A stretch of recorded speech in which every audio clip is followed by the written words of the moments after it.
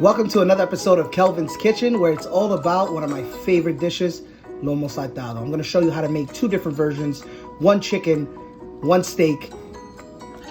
Look at this beauty. How can you not want to jump in?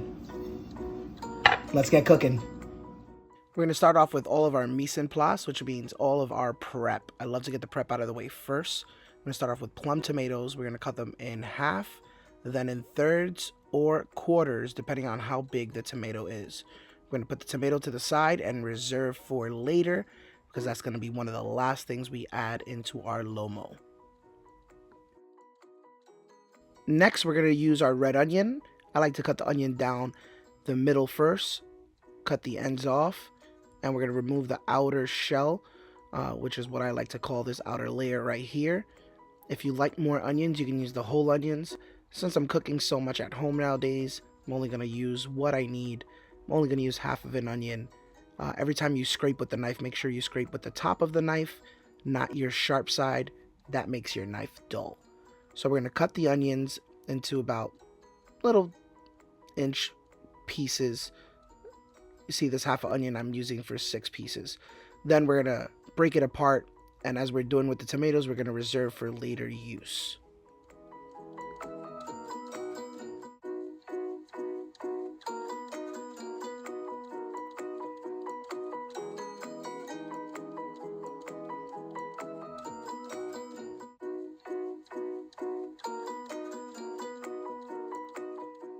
Now that we're done with our onions, we're going to go with our first protein. I'm going with skirt steak. Of course, I would have loved to use filet mignon or ribeye, but with all the hard issues of getting things done nowadays, we can only find some skirt steak. But skirt steak is still going to be the perfect vessel for my meat lomo. We're just going to cut them into half-inch pieces and reserve for later. Now that we got our skirt steak out the way, we cleaned our board. Let's start doing the rest of our prep. I'm using 2 ounces of cilantro, 2 ounces of parsley, and just like in all of my other videos, we are going to chiffonade, which means we're going to try to cut them as thin little ribbons as possible. If you want to rough chop it and fine chop it, you can go right ahead. Next, for our rice, we're going to do 2 cups of warm water, 1 cup of rice. We're going to add a tablespoon of kosher salt. This will yield 3 cups of fluffy rice. We're going to bring it to a boil. Once it comes to a full boil, we're going to stir it once, put a lid on it, bring it to the lowest setting possible, and set our timer for 20 minutes. Do not open it.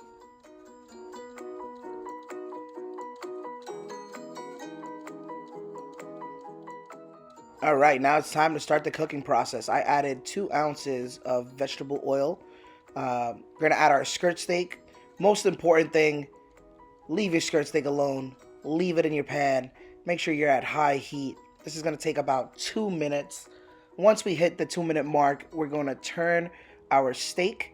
You're going to see a little bit of color. If the steak doesn't lift up and it doesn't move, it's not ready to turn yet. That's the most important thing that you need to know. We're so used to wanting to flip and pan and touch and just leave it alone. So once we hit the 2-minute mark, which is going to be about now, we're making sure that we're listening for the caramelization. We're turning a couple pieces, and once they turn, there we go. That's the color that we're looking for. Nice caramelization. Caramelization equals flavor. Flavor equals an amazing dish. So once the skirt steak is cooked, we're not cooking it all the way. Another 2 minutes on this side since the pan is hot. We're going to remove it and set it aside for the next couple steps. Now in the same pan, you might need to add a little bit more oil, but if you don't, just add the onions. We're not going to caramelize them. We're just going to cook them for about 2 to 3 minutes until they're not as stiff. Once we do that, we're going to remove the onions. We're going to save it for later. And now let's get cooking that chicken. Now time for our chicken. We're going to hit it with a little bit of kosher salt, mix it up well. I used about 1.5 teaspoons, a little bit more. We're going to get some salt from that soy sauce. We're going to follow the same rules that we did with the steak. We're going to drop it in, spread it out evenly. Don't touch it. The chicken is going to let you know when it's time to flip. We're going to cook this for about 3 minutes. Might be smart enough for me to take out these onions that I forgot earlier. We don't want them to burn too much, so let's just put that to the side. All right, the chicken is ready to flip over. And then we're gonna, once that cooks for another 2 to 3 minutes, we're gonna let that do its magic. I'm turning down the heat a little bit. Then we're gonna start adding our next components. Once we start cooking the chicken and we're halfway through, let's make sure we bring our oil up to temperature. We're looking for 350 degrees because we're gonna cook our French fries next, and then we're ready to assemble. Once the chicken is ready, it's been cooking for about 5 minutes total. We're going to take out the chicken and reserve for later.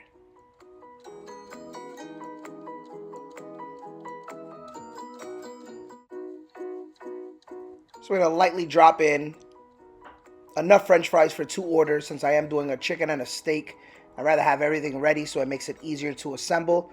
But make sure you cook enough French fries for as many orders as you're doing. If you're doing more than 2 orders, let's get a bigger pot.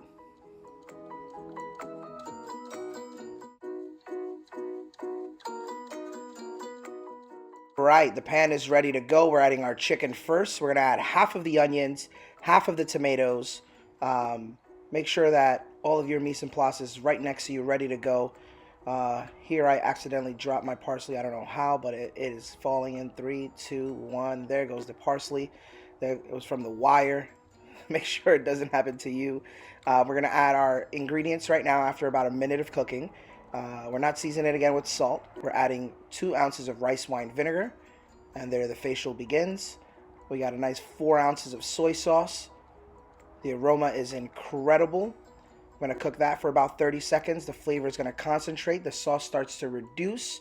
I'm adding some parsley, some cilantro, and at the end we're going to add a little bit of butter, and that's when we turn off the fire. Once we add the butter is here for a thickener. As the fire goes out, it's still hot, and the butter is going to make this really nice thick sauce. I got to rub it into my girlfriend since this is her favorite dish, showing her how great it is.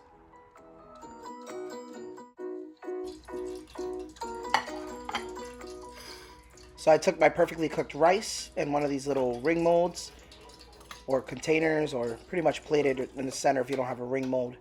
We're going to add some of the crispy French fries that I seasoned with a little bit of salt, of course, which we're doing right now. Don't forget to season with salt. We're going to add some of the crispy French fries right on top of the plate. You can really plate this the way you want. Lomo isn't really the most beautiful dish in the world, but once we're done, it's going to really, really look nice.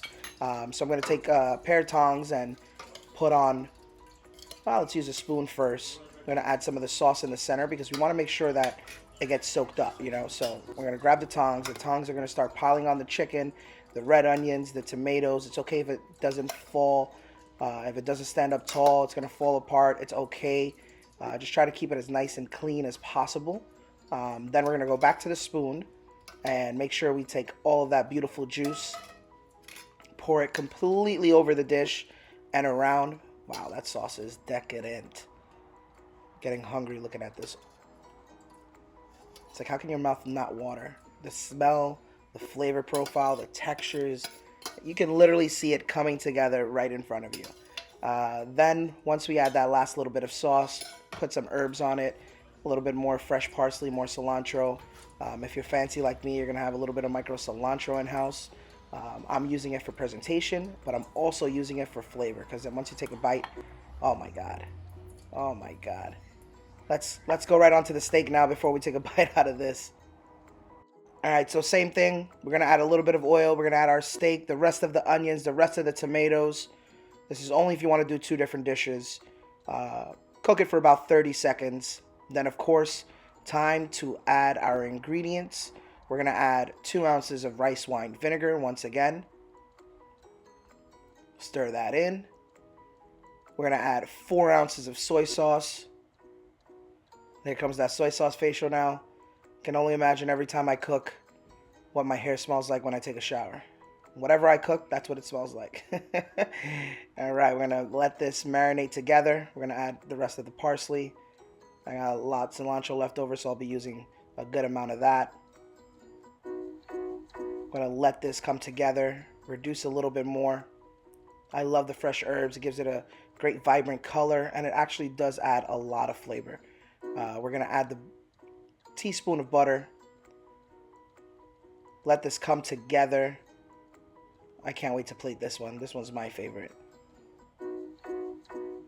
So as you can see, the fire is off, and the heat of the dish is what's going to melt the butter.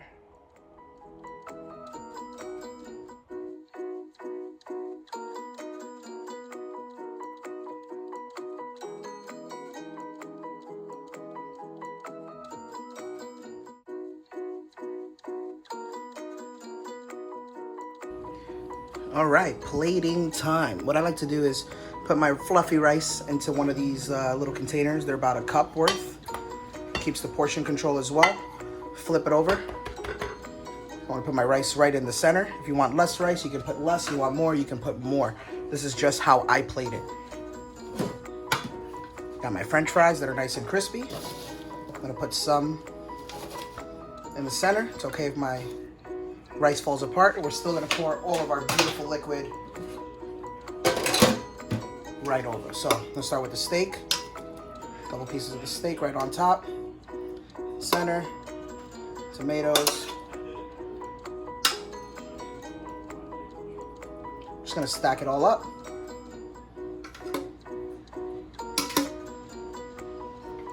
Leave some room on the top because we're gonna add some more.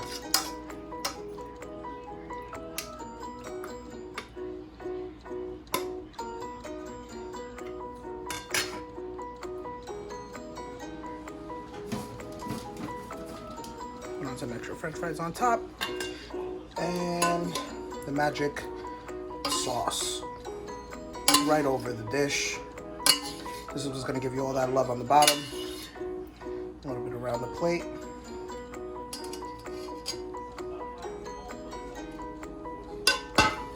And if you don't have any micro cilantro, the herbs that you added are just perfect.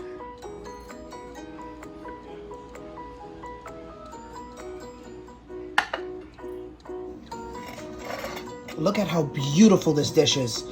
I don't even know where to start, but let's dig in. I'm gonna make sure I get a little bit of everything. Some steak, tomato, onion, French fry.